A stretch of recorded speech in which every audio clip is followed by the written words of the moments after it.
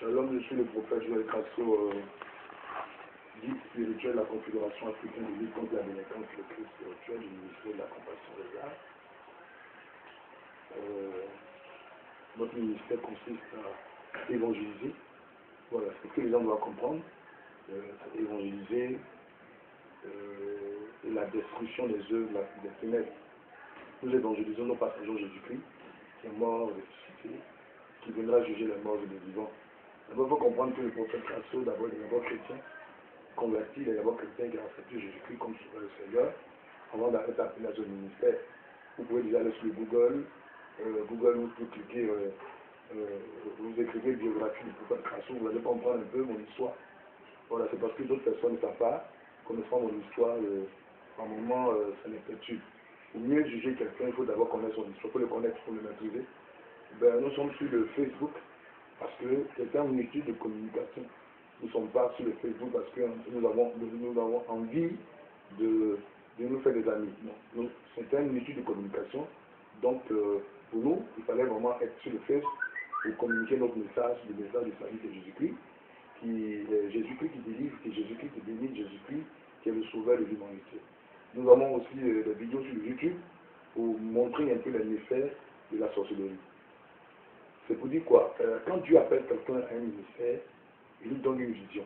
Voilà, il lui donne une vision, il lui donne, n'est-ce pas, l'équipe avec le don spirituel. Voilà, chaque homme de Dieu a reçu un réma de Dieu en train d'exercer son ministère. Par mon action, je choque certaines personnes qui sont endoctrinées. Voilà, je précise bien qu'ils sont endoctrinées, qui ne maîtrisent pas certaines choses, qui sont très endoctrinées, qui me choquent un peu. Vous savez, il y a ce qu'on appelle le gos et le réma. C'est deux choses différentes. Le gos, c'est la parole écrite, et le réma, c'est la révélation que nous recevons pour agir. Nous savons que Jésus-Christ lui-même, dans l'évangile de Jean, le chapitre 9, va se servir de sa salive appliquer ça sur les yeux d'un aveugle. Pourtant, Jésus-Christ est lui-même la guérison. Il va appliquer sur les yeux de l'aveugle. Il demande à l'aveugle d'aller laver ses yeux, et c'est le retour que l'aveugle a vu. C'est pour dire, au moment où Dieu nous donne un réma, voilà, le réma, il faudrait comprendre certaines choses. Pour mieux juger les actions, il faut comprendre beaucoup de choses. Des actions prophétiques. Je ne suis pas pasteur, je suis prophète. Et mon ministère consiste à la destruction des œuvres des ténèbres. Voilà, je suis converti, chrétien, et qui combat, n'est-ce pas, les œuvres maléfiques. C'est ma spécialité, et c'est ça grâce à qui on combat mon ministère. Donc ce que vous voyez, par moment vous choque, bien sûr, mais c'est une action prophétique. Et je sais que Jésus-Christ est avec moi, et c'est pas facile du tout même de combattre mes esprits si Christ n'est pas avec toi. Voilà, c'est pour dire, moi, peu importe le jugement que vous avez apporté, mais si certaines choses, c'est pour vous dire, à chaque homme de Dieu, il y a un réma, qui est la révélation qui se dégage de Logos. Vous basez sur le Logos pour juger certaines personnes, mais nous avons le réma, chaque homme de Dieu a un réma, le réma. Jésus-Christ a marché sur les eaux, bien sûr. Mais nous pouvons nous lever aujourd'hui pour marcher sur les eaux, tant qu'on n'a pas reçu le réma de Dieu pour marcher sur les eaux. Voilà, donc, j'agis en fonction des rémas de Dieu. Les actions que je pose sont des actions prophétiques. Peu importe si ça te choque, parce que je comprends parce que chaque église, chaque communauté a des dogmes. Mais moi, je suis prophète, je ne suis plus dans les actions prophétiques. Quand vous regardez un peu l'histoire des prophètes, les prophètes ne priaient. Les prophètes, ce sont des apporteurs de solutions. Ce ne sont pas des gens qui viennent me crier, tout ça, mais qui apportent, n'est-ce pas, la solution. Nous comprenons que même Élisée, et pendant que les gens à Jéricho avaient des problèmes d'eau, de l'eau, il allait à la source de l'eau, il a pris le ciel, il a versé dans l'eau, il a dit, mais à partir d'aujourd'hui, c'est fini, l'eau a fini. Nous constatons ce que Naaman, qui est le lépreux, rencontre Élisée, il avait déjà une idée arrêtée, c'était voir Élisée prier pour lui. Élisée l'a demandé vraiment de poser un acte prophétique en l'employant le Jourdain, cette fois. Et ça a créé beaucoup de choses dans ce monsieur, jusqu'à ce qu'il rentre dans l'obéissance pour qu'il soit guéri de sa lettre. C'est pour dire, le prophète, il est plus dans les actions prophétiques. C'est pour ça que par moment, nos publications choquent certaines personnes, et par moment, d'autres juges me prennent pour des élus, ça me fait par moment marrer. Il y a d'autres même qui me prennent pour la bête. J'ai demandé de juger certaines choses. Mais c'est pour vous dire, le prophète que vous voyez Crasso est d'abord chrétien, converti, évangélique, de l'église pentecôte authentique, dont lui-même est responsable premier au niveau de la Côte d'Ivoire. Et je ne suis pas ce genre-là pour m'amuser. Même je sais que moi j'affronte le diable, et je n'ai jamais fait de pacte avec Satan. Moi je combats le diable. Selon 1 Jean 3, le verset 8, où la Bible dit que le Fils de Dieu est apparu en fait de détruire les œuvres du diable. Voici le ministère de Jésus-Christ, qui allait de lieu en lieu, guérissant les malades et libérant tous ceux qui étaient sous l'emprise suicidaire. Donc, pour mieux juger, il faut mieux prendre le temps d'écouter les prédications. Et surtout, s'il vous plaît, nous avons un blog www.compassion des âmes tout collé,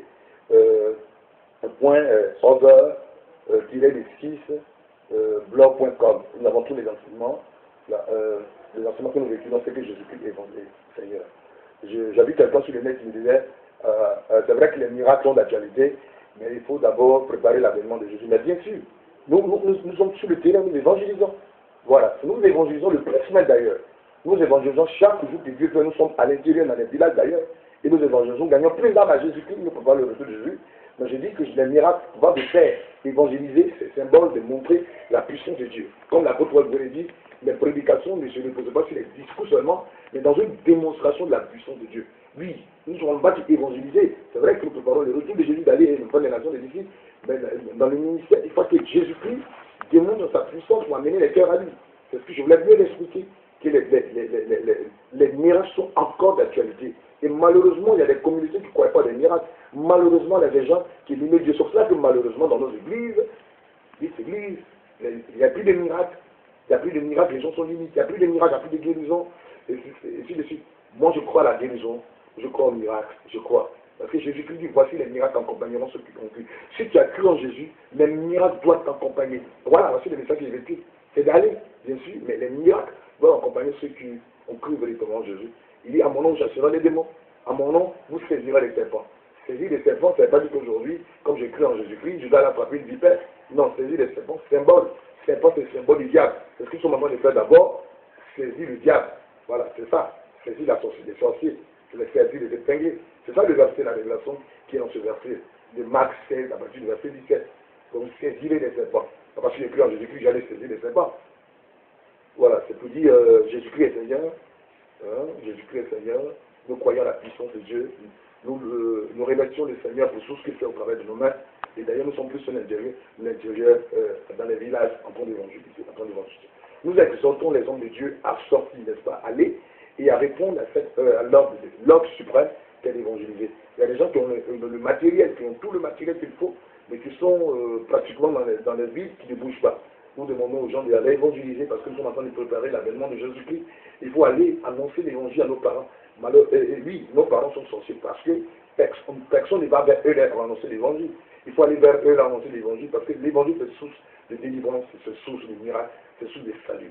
Il faut aller vers eux, bien sûr. Aller vers eux pour évangéliser. Donc j'exhorte beaucoup de personnes à le faire, d'ailleurs, à le faire. Nous devons évangéliser, nous devons gagner la Côte d'Ivoire au maximum à Jésus-Christ. Tu n'as même pas encore évangélisé la Côte d'Ivoire, même si on n'a pas des villages, on t'appelle déjà prophète des nations.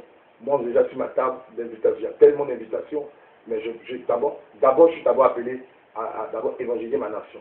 Ma nation qui est d'abord Jérusalem, comme Acte 1, le verset 8 dit, d'abord Jérusalem, dans la Samarie, jusqu'aux extrémités de la terre. C'est pour cela que moi, je suis d'abord préoccupé par l'évangélisation concernant ma nation, et après ça viendra, je vais répondre aux invitations et tout ça. Je m'excuse pour ceux qui m'ont invité, parce qu'ils sont en fin d'année, je ne peux pas maintenant sortir de la Côte d'Ivoire, je suis en train de préparer. D'ailleurs, j'annonce maintenant un événement, un grand événement, le 22 décembre, du 22 au 29 à Zaroko. Le 22-29 à Zaroko, où nous aurons une grande convention internationale.